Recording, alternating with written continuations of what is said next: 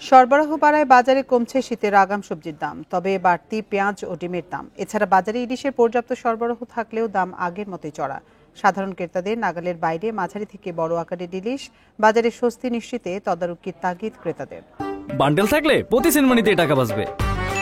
বিকাশ send money bundle কিনে জিতুন প্রতি লেনদেনে। মাছ ধরায় ২২ দিনের নিষেধাজ্ঞা শেষ হওয়ার পর থেকেই বাজারে মিলছে ইলিশ। তবে নানা আকারের ইলিশের সরবরাহ থাকলেও কমেনি দাম।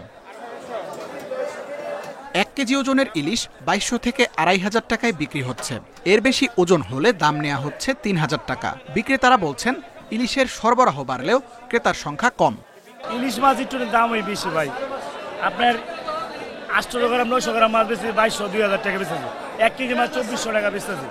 ক্রেতারা বলছেন চড়া দামের কারণে সাধারণের ধরাছোঁয়ার বাইরে ইলিশ। ভরা মৌসুমেও বাজারে নেই কোনো প্রভাব। ২৫০ গ্রাম বা ২০০ গ্রাম ওজন হবে, ওটার কেজি ১০০০ টাকা। একেবারে উচ্চবিত্ত ছাড়া কেউ খেতে পারবে না। এদিকে কিছুটা স্বস্তি সবজির দামে। শীতের আগাম সবজির সরবরাহ বাড়ায় বেগুন সহ বেশ কয়েকটি সবজির দাম কেজিতে ১০ থেকে ৩০ টাকা পর্যন্ত কমেছে। বেশিরভাগই ৫০ থেকে ৬০ টাকার মধ্যে মিলছে। গত সপ্তাহে আমি করছিলাম, তাতে থেকে ১০-২০ টাকা পার কেজি কমে। এই সময় একটু বাজারের দাম একটু কম হওয়ার কথা, কিন্তু তুলনামূলক বেশি। রসুনের দাম কিছুটা কমে কেজি প্রতি ৮০ টাকা হলেও পেঁয়াজের ঝাঁজ বেড়েছে। কেজি প্রতি বিক্রি হচ্ছে ৯০ টাকায়। ১০ টাকা দাম বাড়ছে বেশি। আগে বেচে ৮০ টাকা, অনা বেচা লাগে ৯০ টাকা, কিন্তু কাস্টমার পাইতে আসে না।